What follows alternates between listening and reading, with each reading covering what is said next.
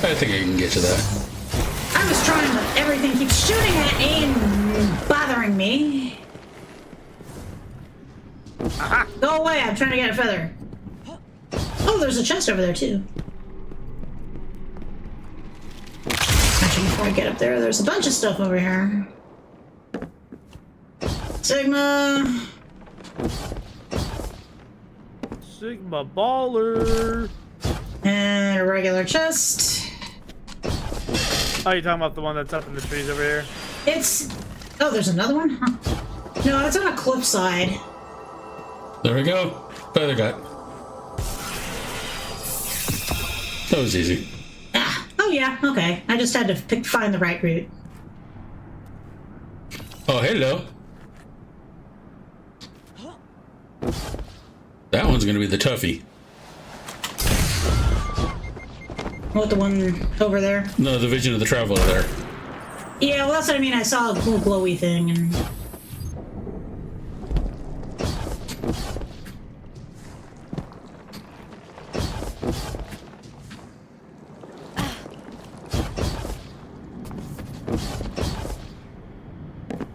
Yay, I got it! Visionary.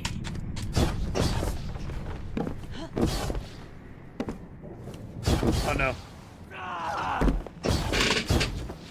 Oh, and there's another feather.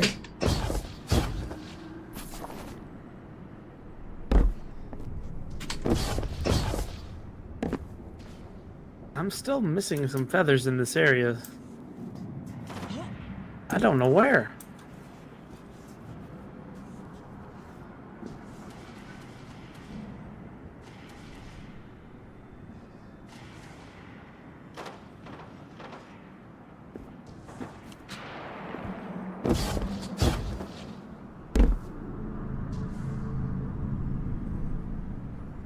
Where the hell is that, Vision? Aha, here we go. Ah, shit, no! It slid! Dang it.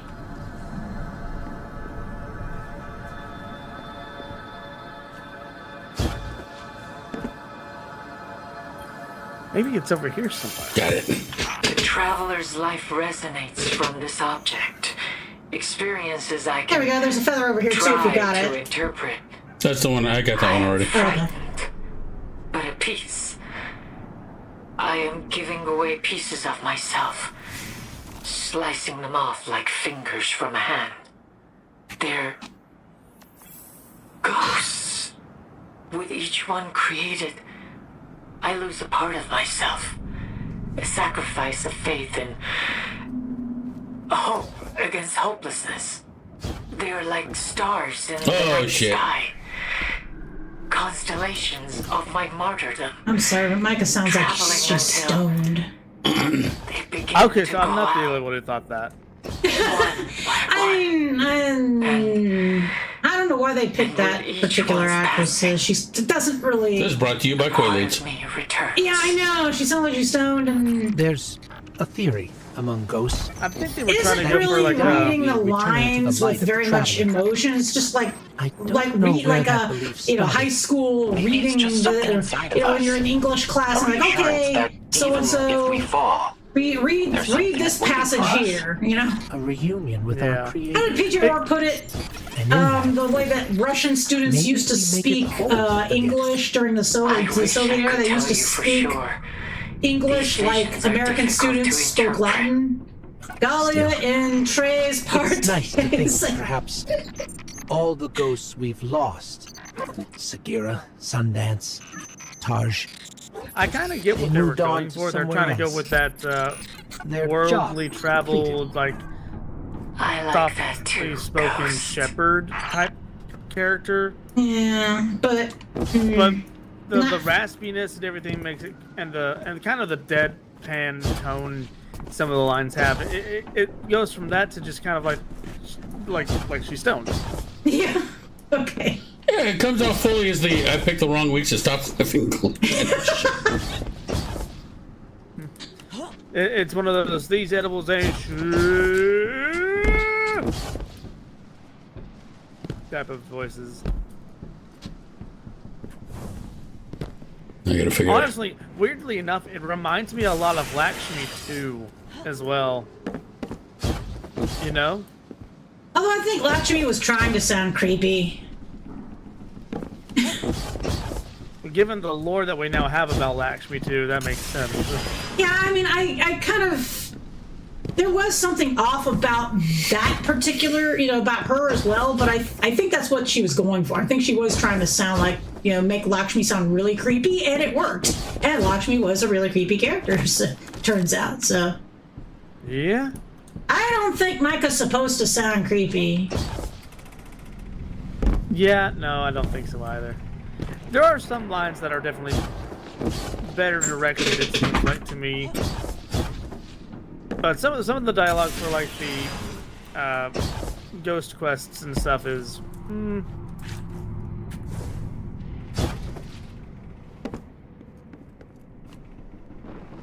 it's a head scratcher.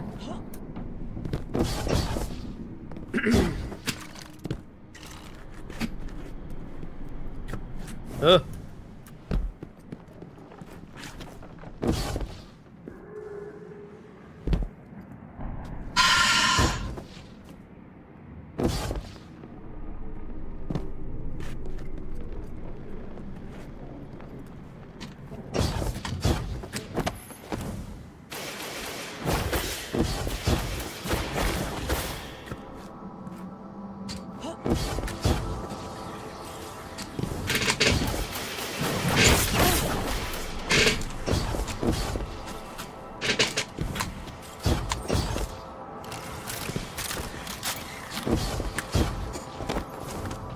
Got it.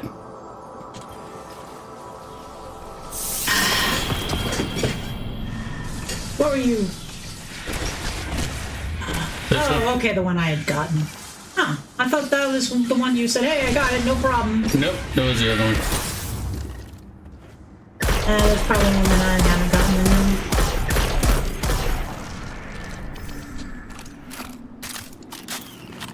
gotten. This rocket sidearm is pretty good. Yeah, we are killing idiots. We were also trying to figure out how many shrooms Mike has been taking. You should run a contest. How many Quaaludes do you think she's taking? To get that kind of stoned sound she's rocking. And what do exos use for the good stuff? That's a question. Well, I guess we know that exos can... Well, I mean, they eat, drink. The enemy has nothing else in reserve. This is it. All or nothing.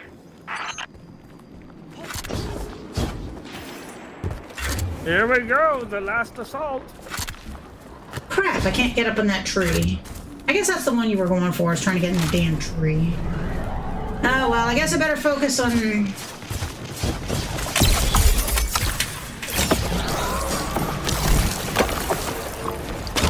Oh, wait, I forgot.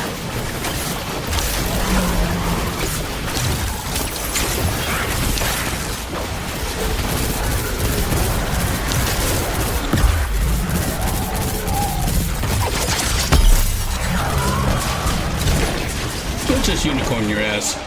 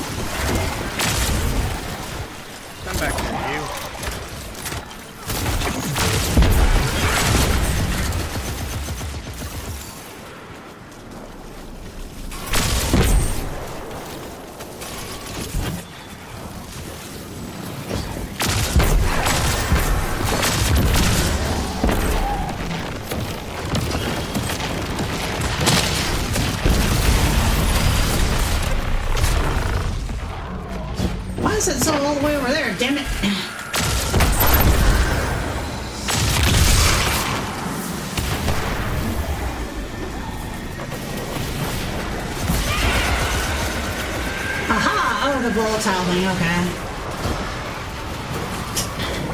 Get out of my way.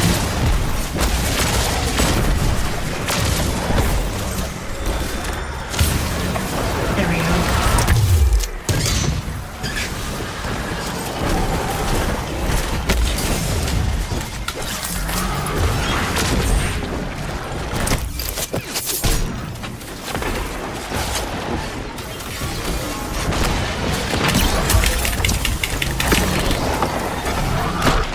There we go.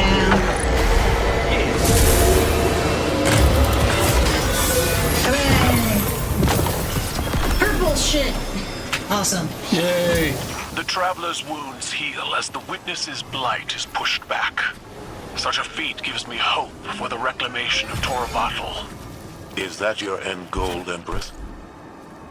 Sol has many worlds, and I would be glad to have you stay rather than wage war over old losses. It is a matter of pride. I'm sure other emperors of the past would have said the same, but I also don't see them here. I see someone who was more than her pride. Regardless, I'll be by your side, wherever the fight takes you. Yay, shiny shit. I mean, he's already teaching her how to knit, so.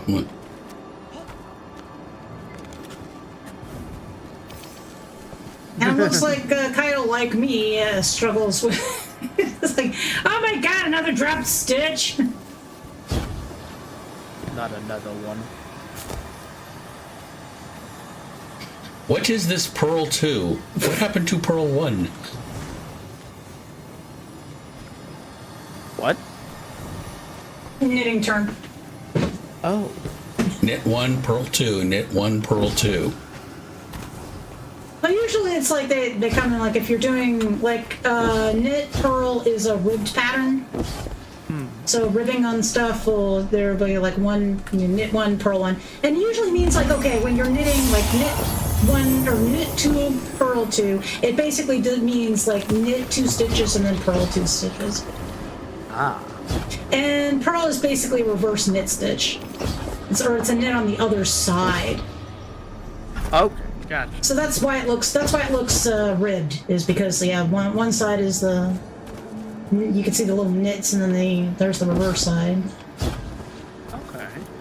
Okay, that makes sense.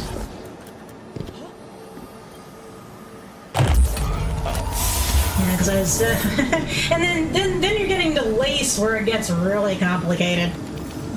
Because I knit an alpaca shawl for my mom for Christmas. Excision is here? Yeah, apparently. Yep. I saw that a while ago. I'm like, okay. I thought you knew. I thought you were just ignoring it. No, I just like, why is it on the screen? I mean, or why does it need to have a spot? I don't know. Why is water wet?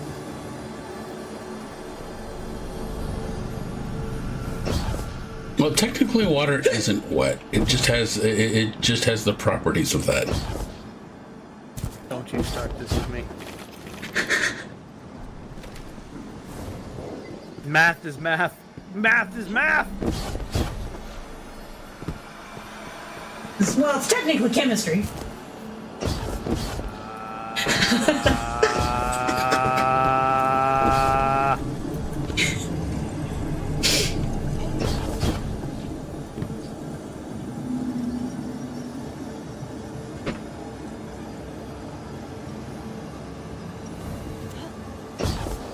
Oh, that's right. I was gonna try to get that other feather out of the tree that I forgot where the tree is. Dude. It's over by the dark gate of darkness.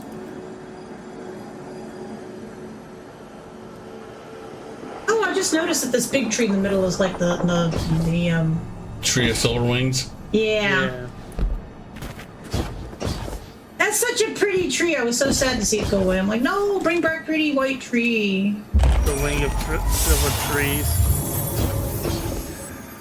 Wasn't that supposed to be like a roast? This is the discount. Oh, and this is the discount version. The wing, the tree of aluminum wings. Yeah, it looks like there's like a figure stuck in it. Yeah. There's like this figure of a person or some kind of hive with its face being covered by a bunch of hands. Yeah. What body? What body horror? We don't have no body horror planned for the season. We don't want any body horror in this expansion of ours. They lied. Oh, they're back already. Dagnabbit, I hadn't near my feather Picking yet. up a spike in enemy activity. They're rerouting to your location. Oh, there it is. I think that's the one. I kept sliding off the tree, so I don't know. Tree. I don't think that one's it either. Maybe I claimed it and then, because I was pretty sure I didn't.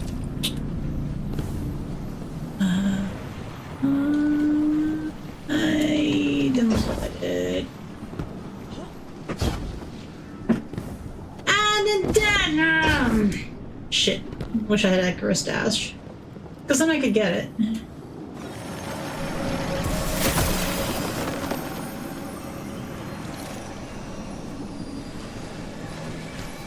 Come on, let me get in the tree. Don't bounce me off. Ma, there's a weird cat outside. I don't want to go in next to Mittens. Shit. I wonder if I should put a sword on so I can see exactly where I'm supposed to land.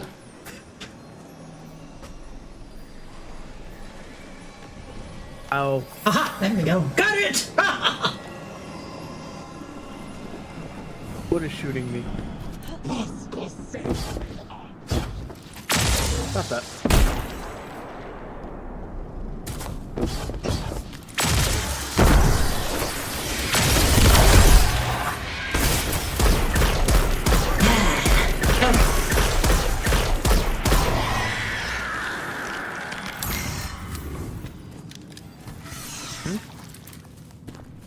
Ah!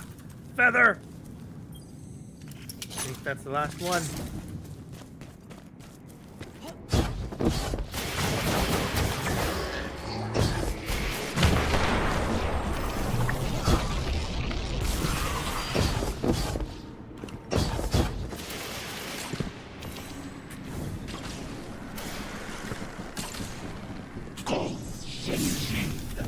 Nope, I hear angry.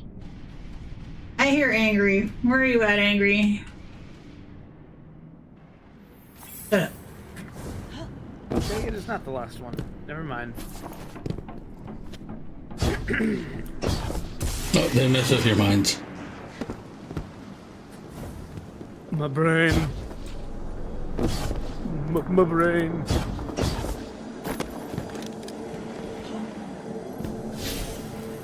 Somebody sounds really pissed off. Where are you? In Albuquerque.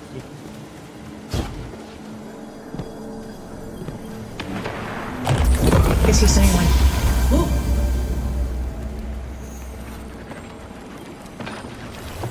Yeah, don't say, oh, I guess you didn't like that too much, did you, buddy? They had too much strength.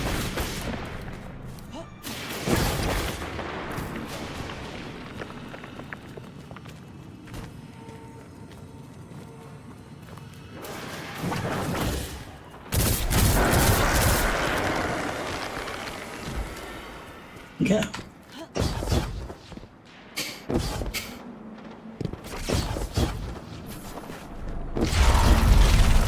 Oh. How did he go?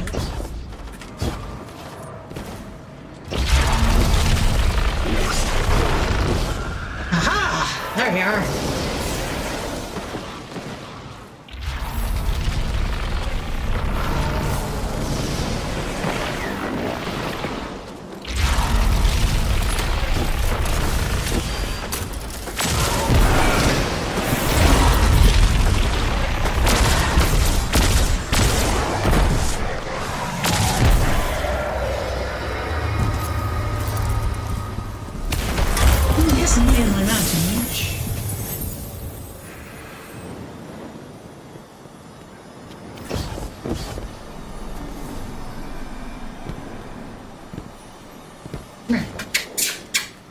Get your butt over here. No, get your butt over here. Yeah, yeah.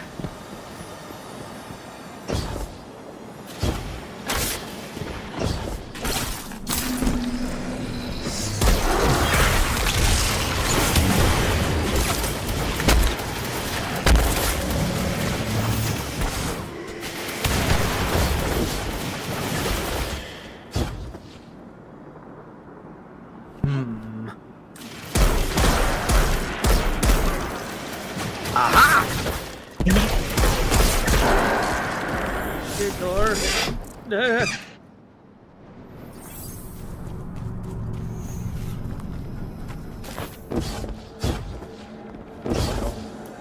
No, no, no.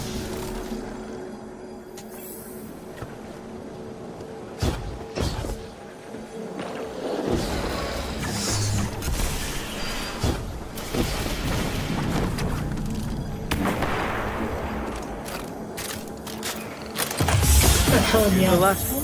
Oh, by the way, in case anybody needs a regional chest, I'm standing on one. Aha! Let me take care of these little bastards. They keep regenerating. Get your asses over here. You just running in a big old circle. Come here. Finally found all the feathers in the blooming.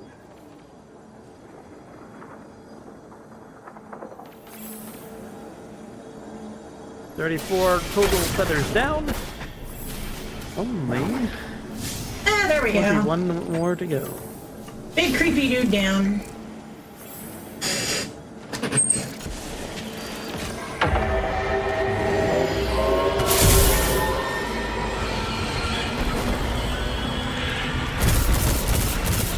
The enemy is undeterred. They're regrouping for another strike. Okay, so let's see, where are you at? And I don't know if I got all the feathers here, so I'll have to, I guess there's a way to check. You'll get a triumph for every area that you complete.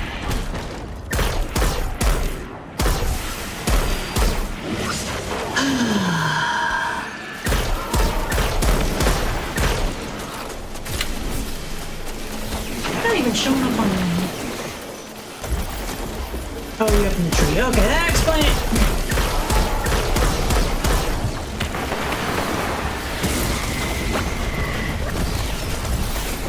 I don't get shot out of the tree when I'm trying to get here.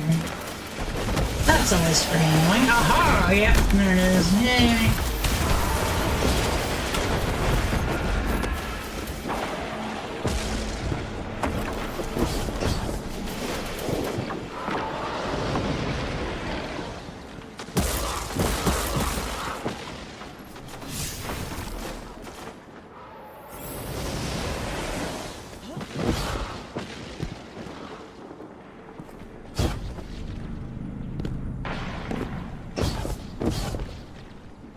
It's a thing I have to kill them. Oh, shit.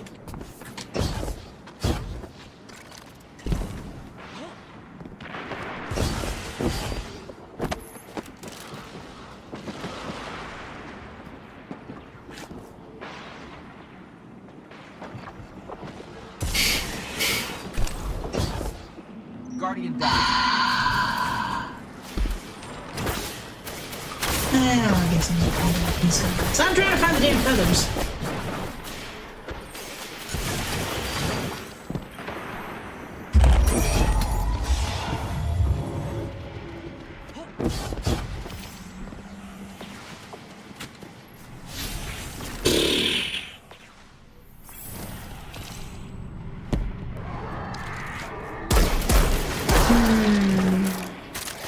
Especially I should do that. I should loot. Alright.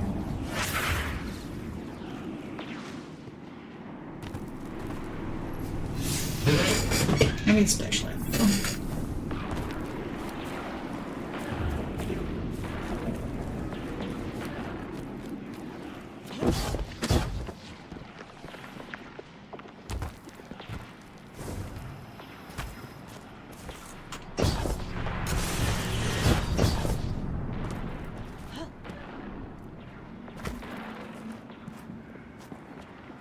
Yes, I'll just have to. Okay.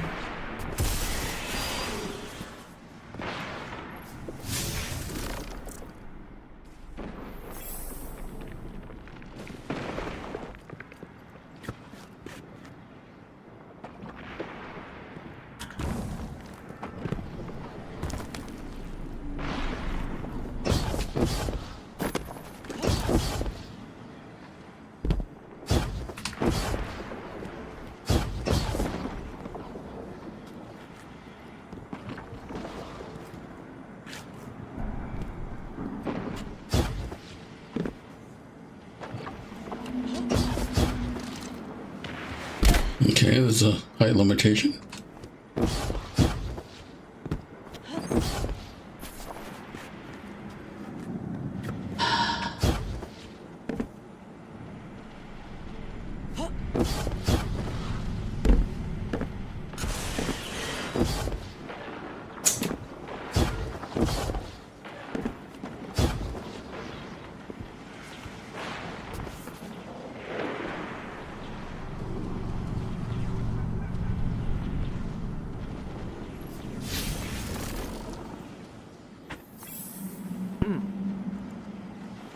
Ah, I see a feather hadn't come.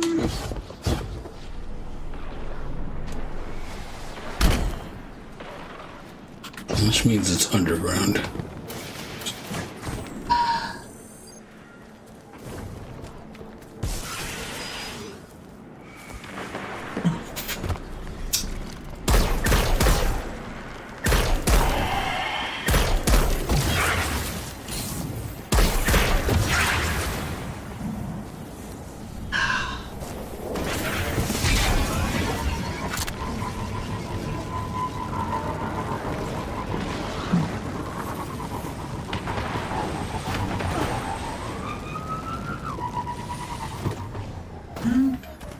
Enough.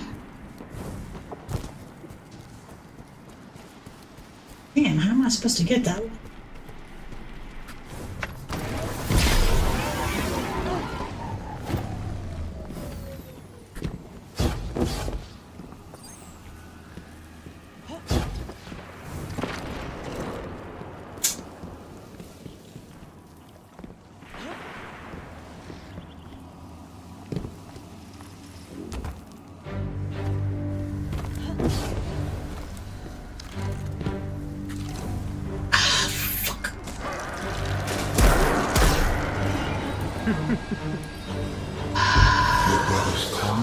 Oh, wait a minute. Towards the final shake. When you I'm busy. finish pouring your poison in his ear. Not my poison. You see your thoughts. You speak them for it. Doubts? After all this time, you think I have doubts? Remember your sisters, little Sarah. Remember the syzygy. What changed the motion of our moons, my witness? You cried out, as your brother did, as your sister did, into the darkness. Now the children's soul do the same. You are the answer they want.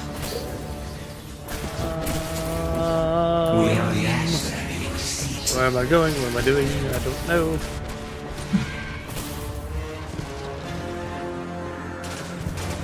I'm gonna get you doing things in places. I'm trying to get this damn feather. Yeah.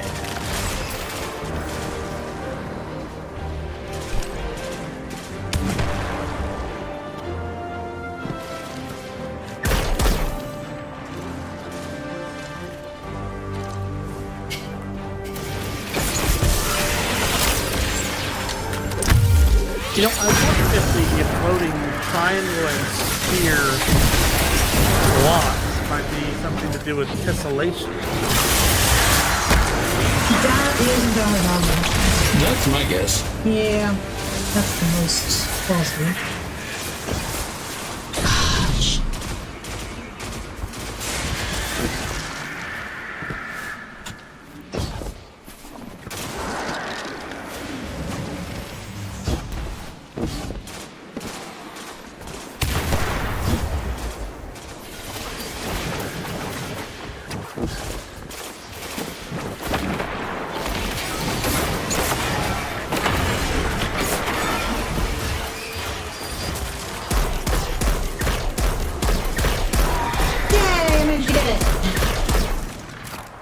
Now I gotta find where the rest of them are. Where are you guys?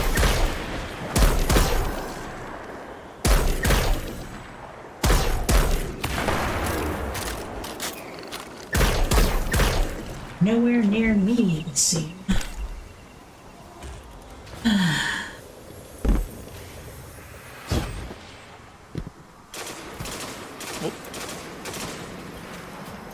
Landing velocity. Okay, I gotta. Landing velocity refresh. Okay, never mind. I gotta go back to the landing thing. Have fun storming the castle. Yeah.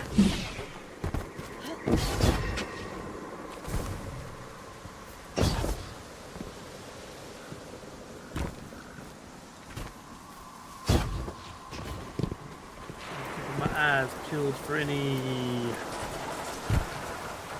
feathers.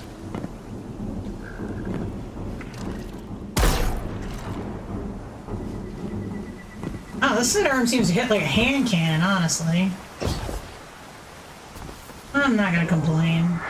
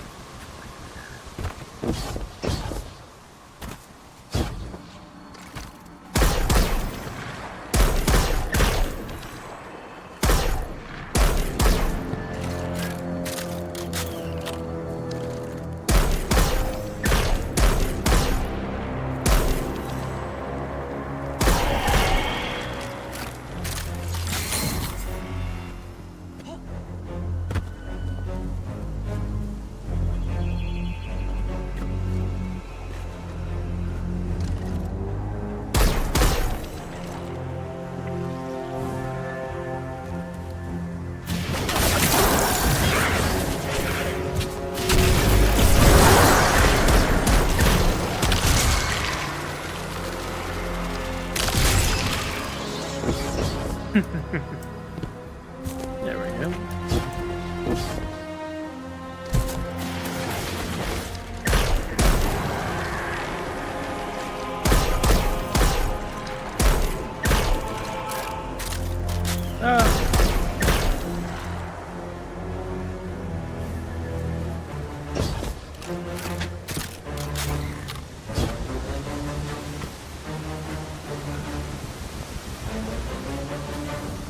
There we go, there's that.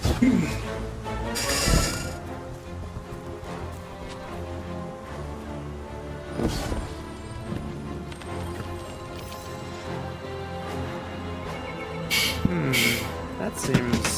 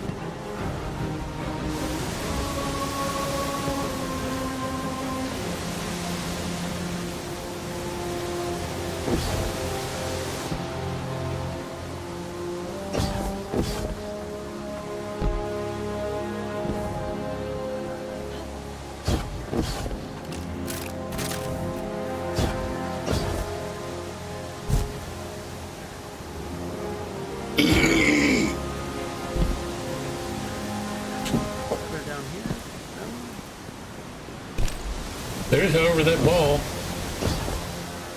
Oh yeah, I've collected all of those. I hadn't. I can feel the traveler's presence radiating from this object. Ball. Memories Besides, I want to hear more wisdom from Stoner Micah. Blooming in my mind. I see so many cities. It's expanding my mind. I see so many beauties, so many people basking my light. From their discoveries, they come to understand the universe. Pass me the munchies, I man. am a blueprint for them to follow. Oh gosh. The canvas upon which the mysteries of the universe are written. I can You remember hear that the colors. Gardeners are the such sound. careful stewards of fragility. I keep expecting to hear Tommy Chong going like, Kneeling. you know, let me hit just let me hit the pause button. We're all good on Bunny Scout cookies. I'm like, oh my god, did they just make a stoner joke in a kids movie? There is I believe they did. confusion, helplessness. Wait, what movie is that a reference to? Zootopia. Although Zootopia is kind of more of a general family movie, I wouldn't really call it a kids movie. Because there are enough adult bonuses in there. But, have you seen it? Oh yeah, I've seen. I don't Yeah, know if I'd remember when she interpret it gets that to way. the nudist, you know, Maybe more Right. joke. It's kind of all a joke in itself, but yeah, you know, Tommy Chong's character's just like, when she comes up to say, excuse me, he's like, you know, when we hit the pause button, we're all good on Bunny Scout cookies. Maybe it would have Oh my god. God, they seriously did it. Because that whole thing about potheads getting Girl Scout cookies in particular. No. When they get the munchies? Yeah, Girl Scout. That's what that was a reference to. Okay. It's like somebody knows about stoner culture there. Oh shoot, I thought I got all my special ammo. Birds. It wasn't special enough, I suppose. I guess it wasn't. Hell, we taking that. Oh, okay, precision pilot. Fuck it, I'll just do that then.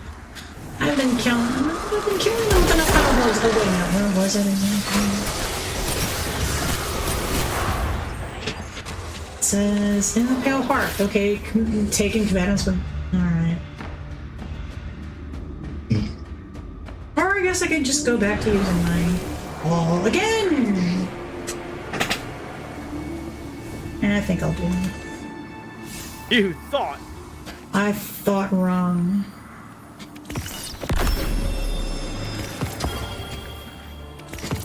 Get back on the special ammo. Back to the landing we go. I guess I'll have to find the golf ball on my own.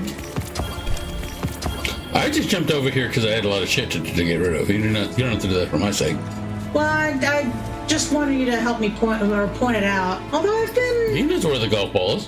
What? Hello. He knows where the golf ball is. But Yeah. oh, wait, is the one we just got, or because you had said that and I haven't gotten it? I don't think. How did I even get in here?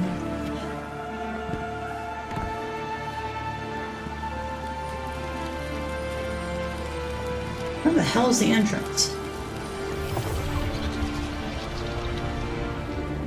Ah, there it is.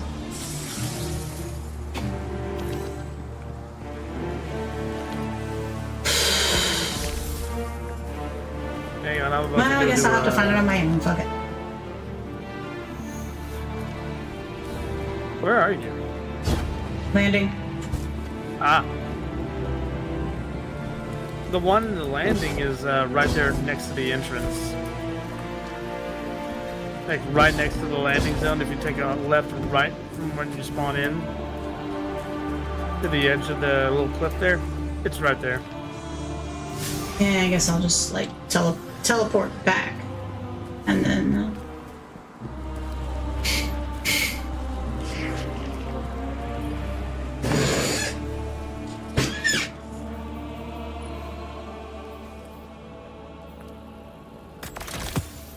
Guess I didn't like that so much.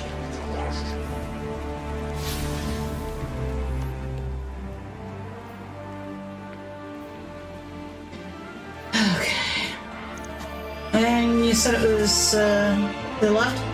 To the left. I'm picking up And a that little spike in enemy pool by the activity. They're waterfall. rerouting to your location. Oh, there's a birdie there too. I see a Boyd. Oh, birdie flew off. It says, Boyd. oh yeah, I see it now. Yay, okay. Yay, golf ball. Time for Stone and Mecca hours.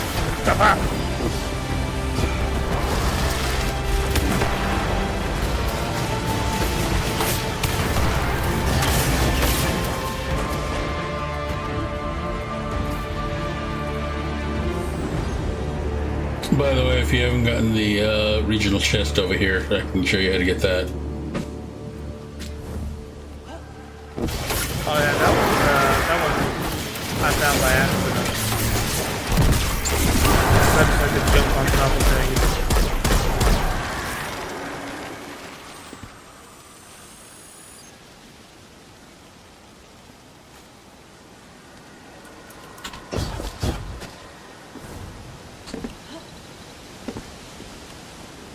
Now where?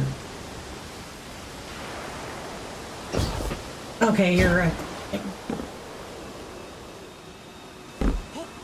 Start out by going right here. And I, sorry, Micah's yammering on and on about who knows what. Game over, man. Game over.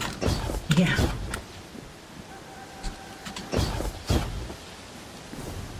Ah! Hello.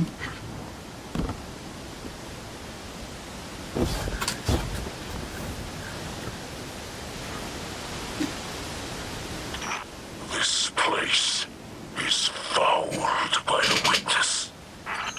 And I fell down and I shut up, Micah, shut up. Nah, I'm trying to concentrate here.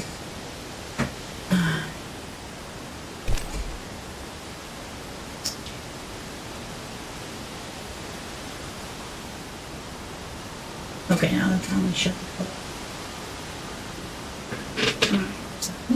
Just waiting for you. I know, I'm trying to get there, but I didn't even see where the hell you went. Alright, let's see. Let's see. Jump in there. Do you jump?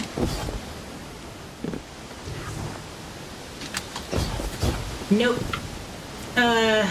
Problem is that I don't have hunter jump. I gotta figure out how to get in there. Because unfortunately, the thing that you're standing on top of is blocking my way. I'm moving away. No, it's not you blocking the way. It's the thing you're standing on. In other words, the thing that will not move that's blocking my way. Remember, I can't. It doesn't normally let me floof. Okay, there it goes.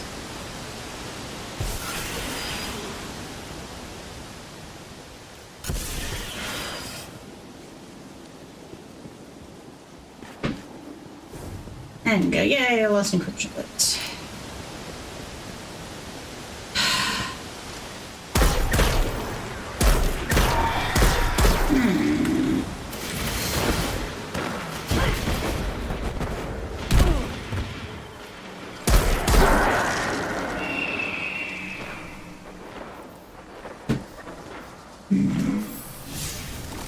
What did I put?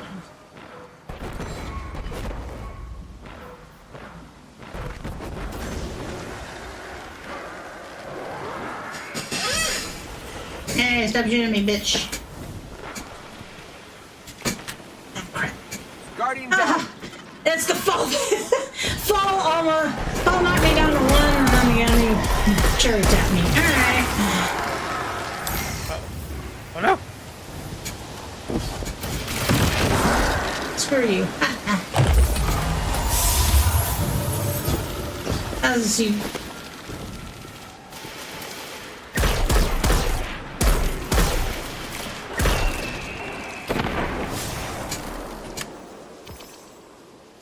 This is like the only sidearm that's actually hit decently for me. Let me see.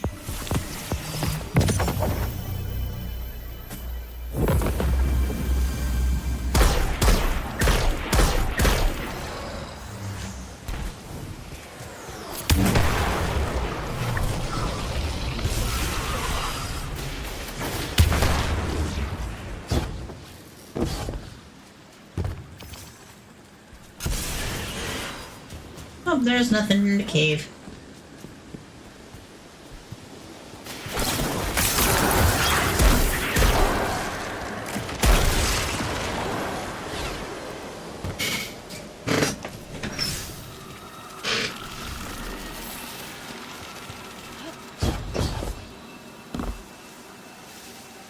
There we go.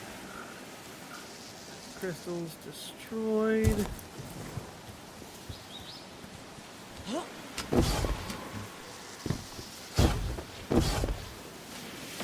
away. Looking for. Although, I guess if you guys do want to volunteer for my special ammo kills, then sure, okay.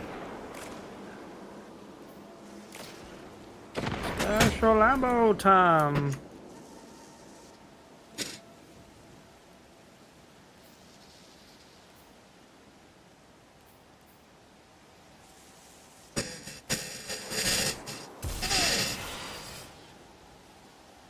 Oh, there we go. Now I got it.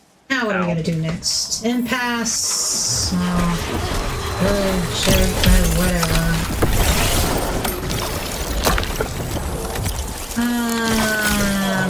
Let's write this shit.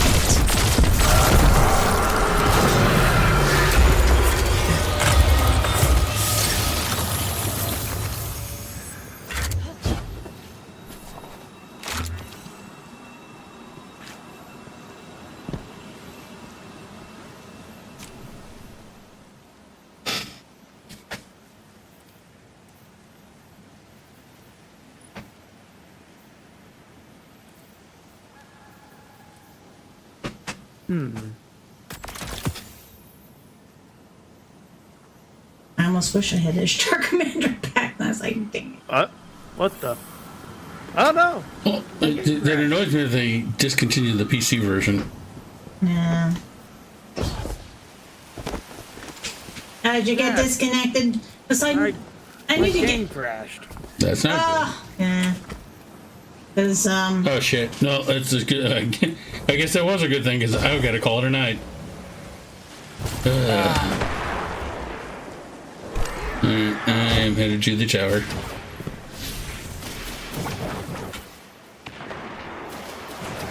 Well, I guess that'll be it for me then. Yeah, same here.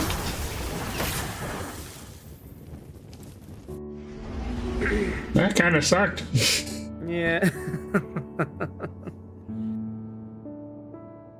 So what's on the agenda for you tomorrow? Probably writing or maybe something else. I don't know. Having all this extra time this week has just been throwing my schedule off. But I'm enjoying the writing. Been a nice change of pace. Nice. I'll probably load back up into Fallout 3 tomorrow myself. Cool. Because I haven't done that in a hot minute. Alright, and thanks everybody on my end for showing up, T and all that, and thanks Voodoo for the follow. Everybody over here, like Cyber, for stopping by. Thanks for coming in. Yeah. Alright, let's see who we got on the other side we can send you over to. Let's see.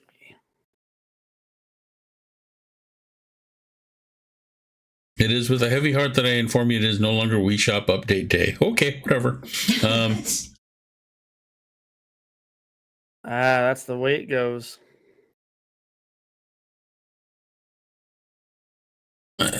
We'll mail you all to Mem. Mem could use some visitors, so.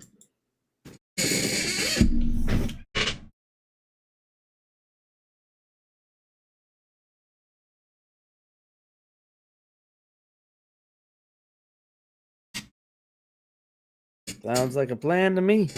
All right. Y'all be nice. Yeah, have a great one.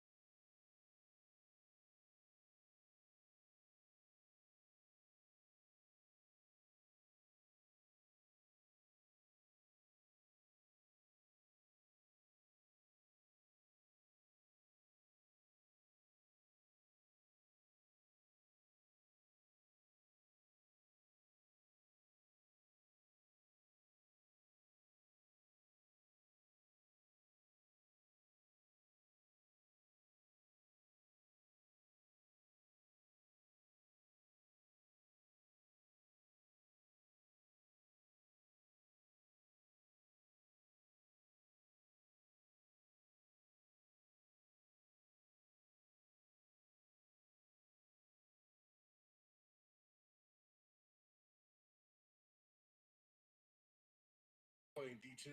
Writing went well earlier. Yeah, I did see you were playing some Destiny 2 as well. You went live with that. Seems like you're back in love with it. Doing pretty good stuff. That's cool. Glad to see that. We've just been kind of looking at some demos today, and we just took a look at the demo for. I'm not going to say it. We'll just leave the game here. Just take a look at the demo for First Look.